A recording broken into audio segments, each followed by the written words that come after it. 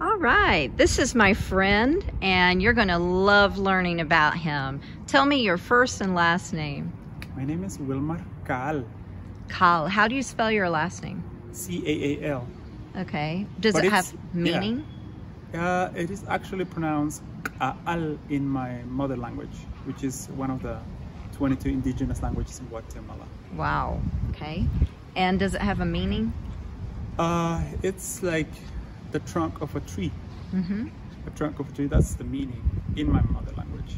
What is your mother language? It's called Q'eqchi in my accent, but it would be Q'eqchi in Spanish accent. Q'eqchi, okay.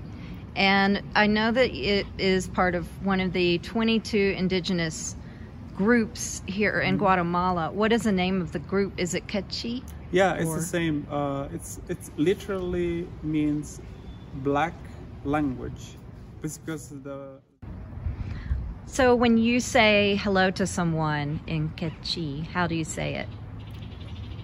We tend to, I think, in my perspective, we tend to put as many words as possible, and the closest to hello would be, are you happy in your heart? That will be the translation.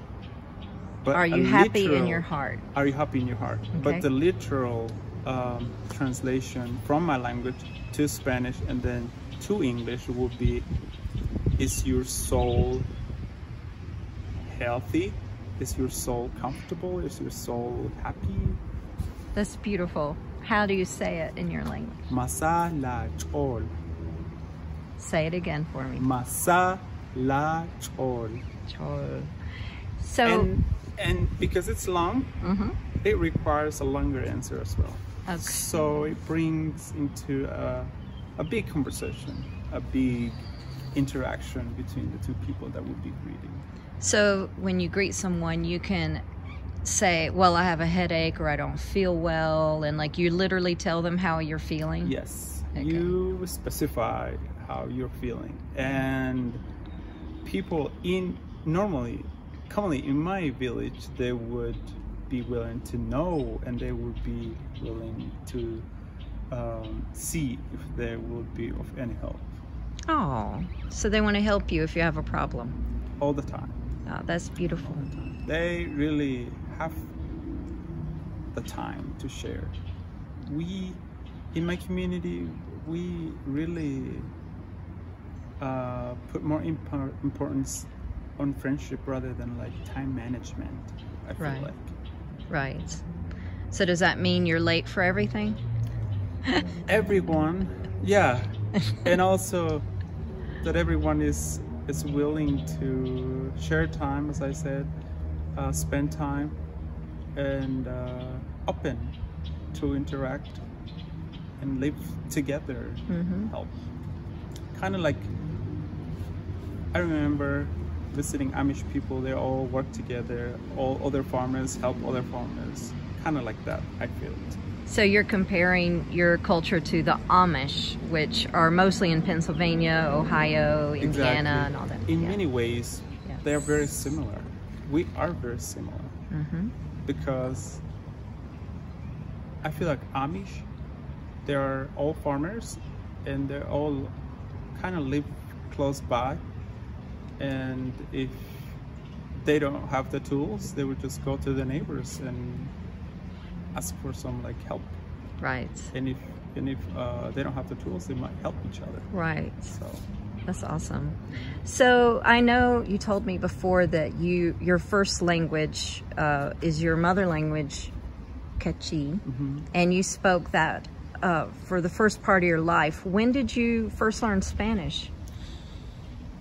I grew up being taken care of by my mom. Is that the way to say it? Yes. Okay.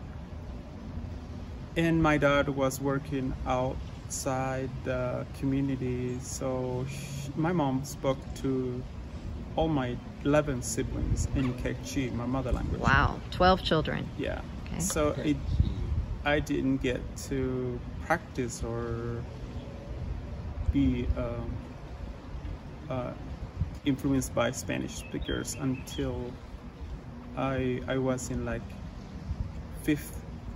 fourth grade. So at that time, I recognized that it was very important for me as well to learn Spanish because that's the official language. So then I began to get closer to Spanish speakers, and that's how I felt like I could learn other things other than what I had experienced in my village. So what, your schooling was all in Q'eqchi and everyone was Q'eqchi? Well, sadly, no.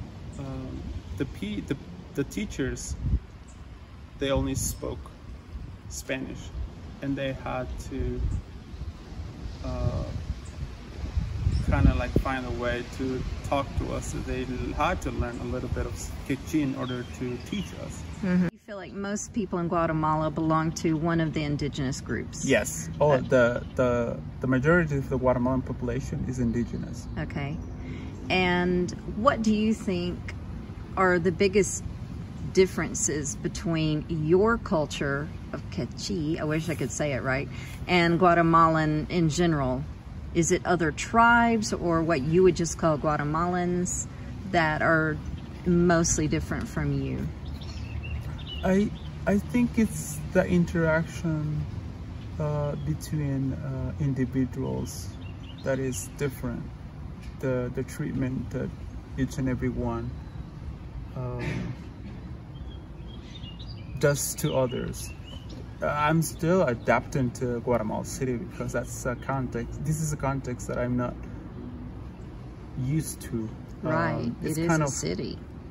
Yeah, it's loud, it's busy, and it's a little bit close. I feel like I'm trapped. I'm on the streets, and I just like gated neighborhoods and gated homes, which is like weird for me to see that. Right. Back in my village, everyone was so happy to have visits. Right. We have a saying in my community: open doors make good neighbors, but it's totally the opposite in other parts of the world. That's very true. Yes. When you go home, and I know you were home this week, do you jump right back into your language, your culture, your expectations? Oh, automatically. Even though I come home riding my motorcycle. Yes. And for some reason, people recognize me and they kind of like wave at me, but they expect me to stop on the road and talk to them or like tell them how long I was home. Yes. Which you would never see that here. Right. Tell me your business, right? Yeah, like kind of like getting like used to like being on my own here, living my life here. But when I go home, when I go home, it's kind of like, oh my gosh, I'm back home and I can be my real self, you know. Yes. Yes. How many children are in your family? 12. So I have 11 siblings. Okay. And what number are you? I'm number 9. Number 9. Kind of a baby. One of the babies. Yeah, but not anymore because I'm 34. Okay. Almost. And are your parents still alive and well? Yeah, thankfully they're still taking care of the farm up there. What does your father raise? Yeah, we have corn, coffee, pimienta, which is kind of allspice, I think what it's called in English. We have cardamom, we have beans, all kinds of vegetables, and we also have 64 varieties of fruits. 64 varieties of fruits? And they're all planted around the house. Wow. So there's always something that's ripe. Yes. If we can't eat it all, and we have big family, all my nephews and nieces, neighbors can make use of them. Yes. So. That is amazing. I'm 64. Included pear, right? Pineapple. We have strawberry now. Yeah. I just thought we have all kinds of bananas, but it's kind of like hard to. We also have fruits that are native from here. Like Kushin. Do you have Kushin? Yes. And you have whiskey? Yes, Okay. all of those. But sometimes it's hard for me to like find the names in English because I know the yes. names in my language. Of course, in English, of course. I'm just learning about those, some of those fruits that we don't have in America that I just learned about this week. Yeah. Like Q'eqchi is completely new to me. I've never tasted it. Yeah, that's amazing. So out of the 12 children, did everyone live? Because sometimes in big families they don't. We are all born at home. Wow. And my mom is actually scared of the hospital. Nobody had to go to the hospital, and we all live, and we are still. Yeah. So some of my siblings live here in the city, and some of them live in the village. Okay. How many nieces and nephews do you have? I'm counting. I got like I lost count. It's probably around 40 nephews and nieces. Wow, 40. That's a lot to keep up with. I still have like I mean, some of my siblings are very like young still, so they will have some more kids. Right. Yeah. Yeah, well, that is a very big family. I'm sure it's a very happy time it's at the holidays. All the time. Every time. Like, for example, this holiday is amazing. Because Easter is the biggest holiday here, right? There's a lot of people at home. Yes. Yeah. And is your mother very happy cooking for everyone? Oh, gosh, yes. So what are some Q'eqchi names? Q'eqchi names would be Lu, Besh, Kolash, Mar, Kar. They are strongly glottalized. Yes. I feel like the names, because that's the language. Right. And they're usually one syllable? No, some of them aren't. Okay. Yeah. Kolash, it's 2 syllables. True, yes.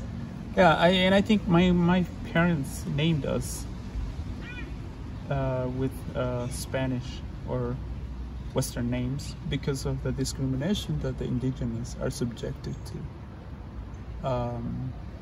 What kind of discrimination do you face here? Oh gosh. Maybe education is first. Right. If they see you doing things that are not commonly done in the town, I don't know, like they're called from the jungle, they're called Indios, which is like a very offensive term. Okay. That it kind of like means that they are uncivilized or something like that. But that's because they are they're just being themselves. Are you also considered Mayan? Yes. Maybe a mix of like Mayans and the descendants of Spanish, I would say. That's why I have the beard. Okay. But so Wilmar, how did you learn English, your third language? Well, it's a long story, but I will try to make it short. As I say, I was raised and born in a very small village, but being part of the Christian Mennonite community, I got the opportunity to go to a boarding school where I met North Americans and became very interested.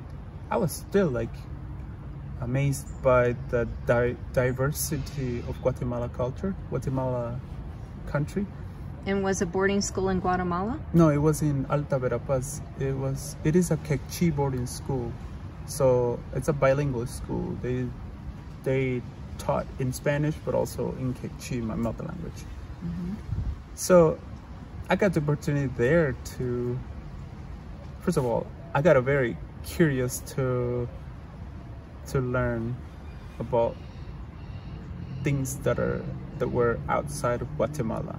So I decided to learn English there on my own. I didn't take classes. They didn't teach English there, but some friends that were visiting Guatemala, missionaries, students, taught me English, and there's an entity called MCC, which is Mennonite Central Committee, got interested in giving me the opportunity to be a candidate, to be able to go to the US for a year to learn the culture and learn. At that time, I was very interested in agriculture and work there for a farm in exchange of another students from there, a Mennonite young person that came also to Guatemala, so we exchanged place. And this program had been run in Guatemala for 15 years, but I was the first one with no college credits, with no college education, that made to the US. So it was like a life-changing time. And that is amazing. Right. How long ago was that? That was 2011. Okay. And where did you go? I was actually placed in Ohio. Ohio. I worked for a farmer in Wayne County, where actually later on I went back for educational reasons. Okay. So you were there for a year, just farming and learning culture and English, I'm sure. And was this a Mennonite farmer? Yes. Okay. Yeah, what did he farm? Corn. He has cows, sheep, and a few donkeys. And I know corn is very important in Guatemalan culture as well. Right. That's it's definitely interesting. It's definitely one of the most important crops in Guatemala. It's actually believed that we are created from corn, so you can imagine the importance of corn here. I do remember reading something about that at the museum teaching about Mayan culture here in Guatemala City. It talked about humans were formed from like corn, ground up corn and dirt, I believe, and formed into it was like a, not clay, but something like clay. So that was an interesting story. Yeah. It kind of like repeats the history that in the Bible where Adam and Eve were created. So it is very similar if you read the Indigenous Bible, which is called the Popol Vuh. Okay, well that's new. Yeah. Cool. So when you were in the States, so you went the first time for a year, and then you say you went back. Yeah. What year did you go back? I went 2018. The first time I was there, I made a lot of friends. I bet. And when I came back, they came to visit me after hearing all my stories and about my culture. And they decided they wanted to help me, support me, and to bless me to go to college, because I hadn't been in college at that time. So I was here helping out students with MCC and SEMIA, and churches, schools, and organizations back in the US that would come and visit here. So I was helping them out. In one of those groups, I met a Bluffton University professor who mentioned that they had a good program for social work. So I was studying like social work in Guatemala, and they decided to help me out and offer me their home to go to stay there and go to school. How long did you go? I was there for 4 years. 4 years. Wow.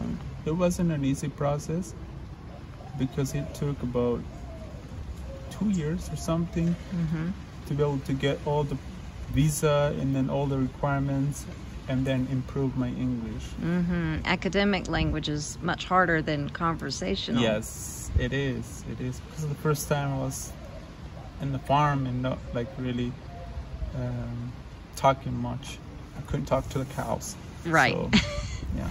So when you went to America, either the first time or second time, were there some things that really surprised you that maybe you had in your mind, oh, America is going to be this way?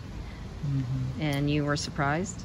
The thing that I would highlight, it is that before I went to the US, I thought North Americans knew everything, because I had seen visitors here, tourists and missionaries that had come to Guatemala. But then when I was there, it was there was a lot of misinterpretation of what other cultures can be. Right. They were, as I assumed, they knew about Guatemala, but not really. No, definitely not. No. If anything, I think North Americans, they go to Mexico because it's closer, and they go to Europe, and they're places they never talk about and they know nothing about. They never study. And communities like mine, they're not shared on the social media or on internet right now. Right. So, Wilmar, what is something you want people to know? I think it's very important to know, to be aware that we are a very diverse civilization in the world, and we all have our own contexts which we are living into, and respect that. If you want to understand, listen before you can judge. I think that's something very important that we all need to know. That's right. That's great advice. Yep. Thank you so much for this interview. How do you say thank you in Q'eqchi? Bantiosh. Bantiosh. Bantiosh, Wilmar. You're welcome.